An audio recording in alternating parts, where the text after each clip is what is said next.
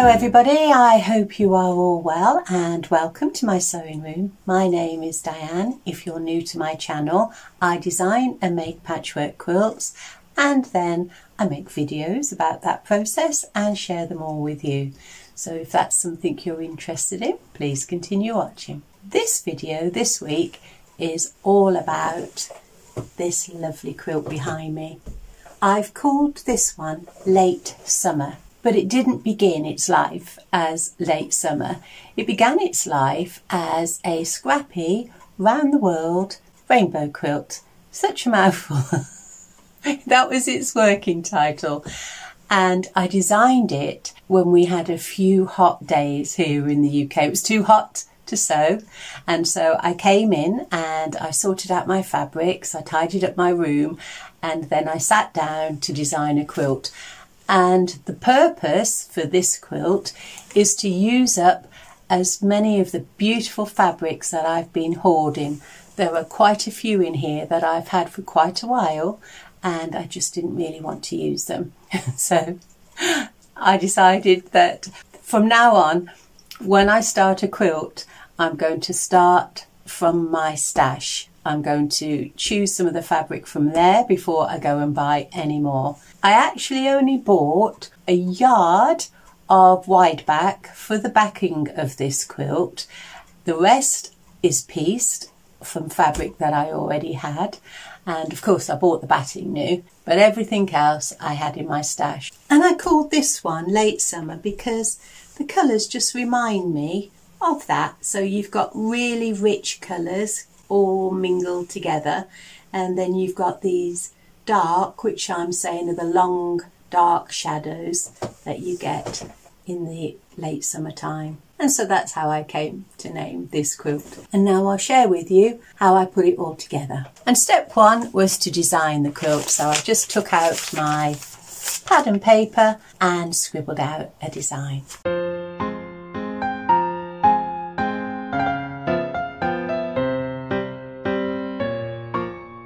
So I had the design and then I looked at all of the fabric that I've got in my stash, and I was looking for rainbow fabric, but that's not what I pulled. This is the fabric that called to me, and this is what I've taken from my stash. So the two at the front will form the dark lines that radiate out, and I'll have all of these to trip around the world. So for ease, this is one quadrant of the quilt.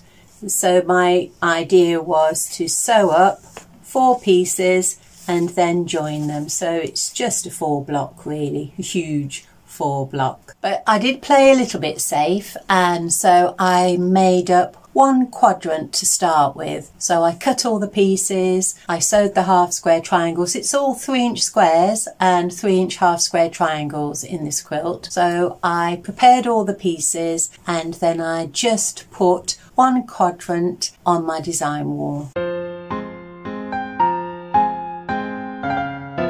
And when I put the design on the design wall, this was the original one, I decided that I would alter it slightly. And so this is the new design here, and I'll put that on my community page as well as this one if you want that. And there's also an alternative here that I think I will make one day. You can just see that in the centre there's just 2 different blocks repeated with a border around the outside and the inner sides. So that will be a rainbow quilt probably.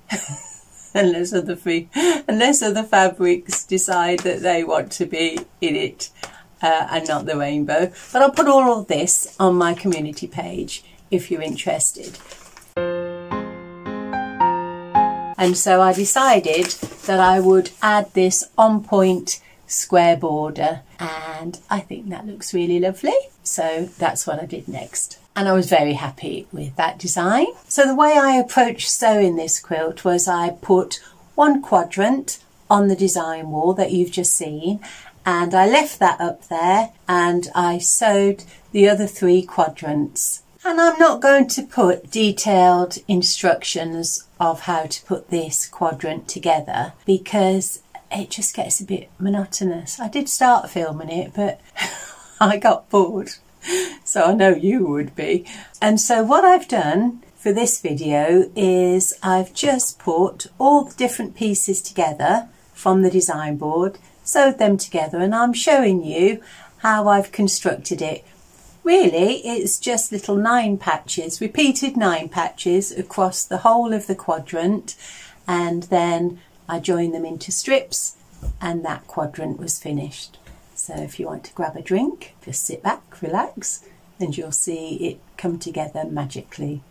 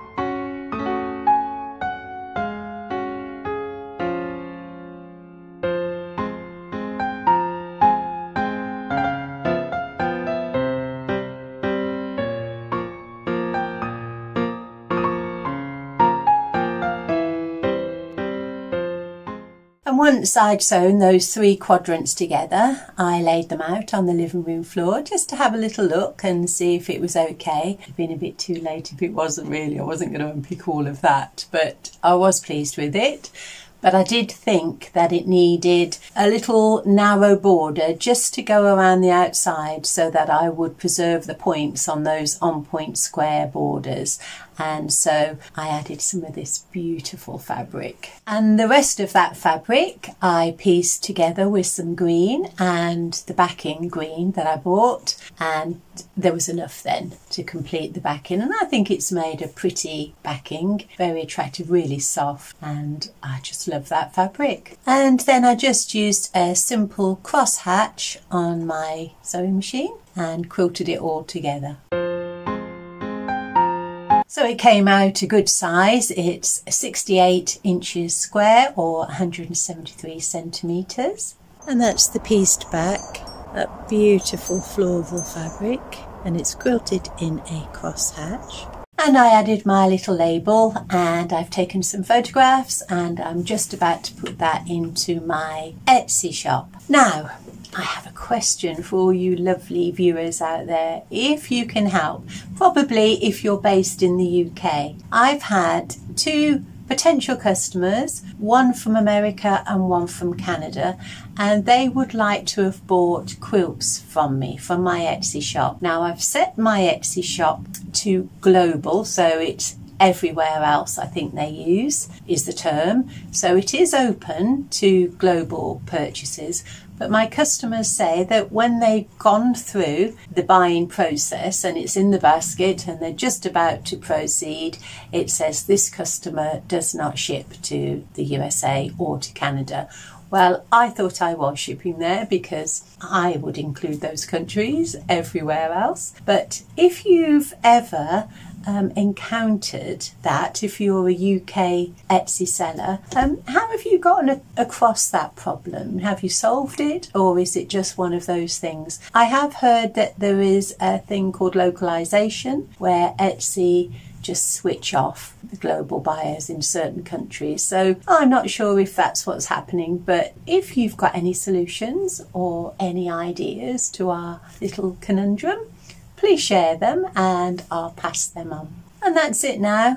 Like I say, it's all finished, and I've called this one Late Summer. I give my quilts names because it's a reference point, isn't it? I know some people don't like to give a quilt a name, but if you buy a pattern, they've usually got a name, haven't they? Share your views on naming quilts as well. I mean, there's no ownership to this quilt and its name. If someone buys it and they don't want to call it late summer, well, they don't have to. And I hope that calling it late summer doesn't put somebody off the idea of buying that quilt, because, well, we have different seasons, don't we? We're just coming to late summer and into autumn. I know that people in New Zealand and Australia, you're just about to come into your lovely spring. So tell me what you think about naming quilts as well. Quite tricky, isn't it? I don't spend a lot of time pondering because, like I say, someone else might just completely disregard it, and I'm not precious about the name of the quilt. So I shall leave you now with a lovely shot of the quilt blowing in a breeze in the garden. And if you are still with me, thank you very much for your company. I've got a nice thing that I'm starting next week. I've had a request for something, so I'll be interested again, using up lots of the fabric from my stash. So thanks again for your company, and please take really good care of yourselves, and I'll see you next week. All being well. Bye.